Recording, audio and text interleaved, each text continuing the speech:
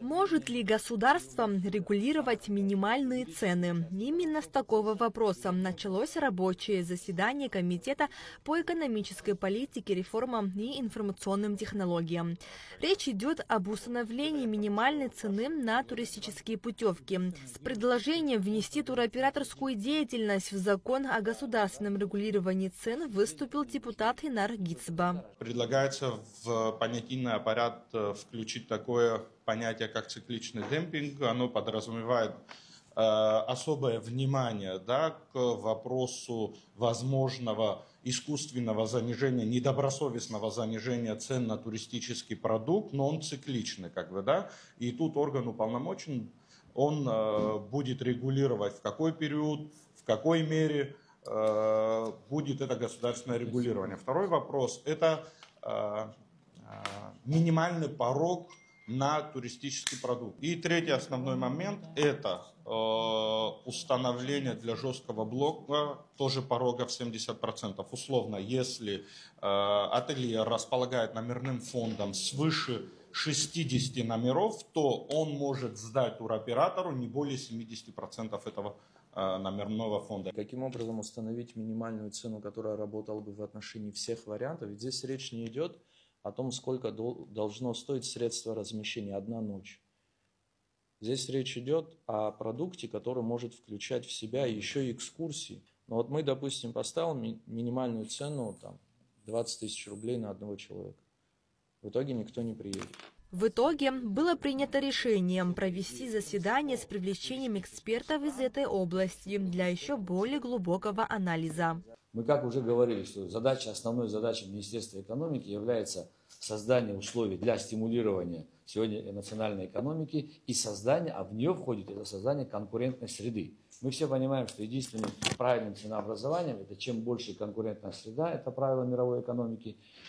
Чем больше конкурентная среда, тем реальная стоимость или минимальная маржа или минимальная доходная часть того или иного вида деятельности.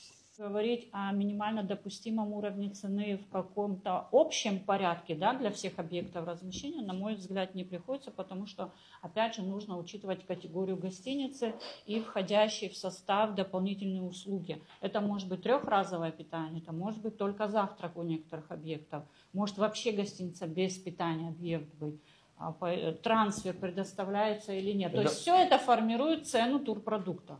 Поэтому, на мой взгляд, минимально допустимый уровень цены здесь будет определить очень сложно. Проект закона о развитии малого и среднего предпринимательства в Абхазии также обсудили на рабочем заседании. Он предусматривает внесение субъектов малого и среднего бизнеса в единый реестр. Депутаты рассмотрели возможность закрепления реестра за Министерством по налогам и сборам, юстиции или экономики. В ходе дискуссии были высказаны предложения и замечания, направленные на доработку данного проекта закона. Нам нет необходимости ввести этот реестр, потому что если мы определяем, что для участия в программе выручка за предыдущий календарный год не должна превысить, например, 40 миллионов рублей, я прошу его вместе с заявкой принести мне копию отчетности по итогам, например, 2024 года и принимаю заявку в марте 2025 года. Я по этой отчетности точно знаю, он попадает туда или нет. А этот реестр чуть ли не каждый месяц, исходя из того, что у ИПшек может это меняться, этот реестр будет постоянно меняться.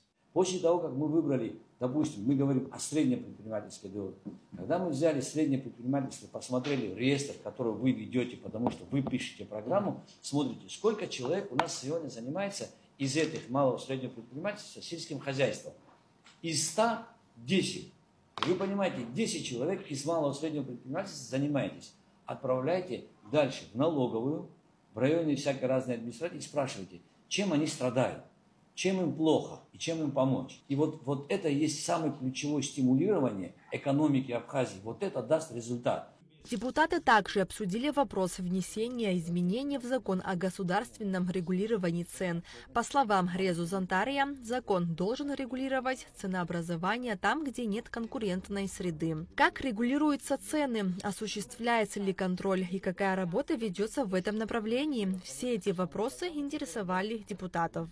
Контроль осуществляется в том числе и органами МВД, конкретно подразделением по борьбе с экономическими преступлениями. То есть в случае выявления нарушений составляются протоколы, привлекаются нарушители к ответственности. И в случаях, когда выявляется существенное нарушение порядка, применения государственного регулирования цен, Министерством экономики предпринимаются меры по анализу, каким образом было допущено, что это произошло, как можно изменить порядок госрегулирования цен для того, чтобы сузить вот это горлышко, где можно будет пройти в сторону и позволить себе нарушить действующий порядок, и каким образом потом это контролировать, чтобы не пришлось именно каждый магазин, где продается товар по регулируемой цене, чтобы не объезжать каждый из них, а более оперативно собирать информацию. Такая деятельность у нас на регулярной основе ведется. Члены парламентского комитета также в рабочем порядке рассмотрели проекты законов о закупах и о туристической деятельности.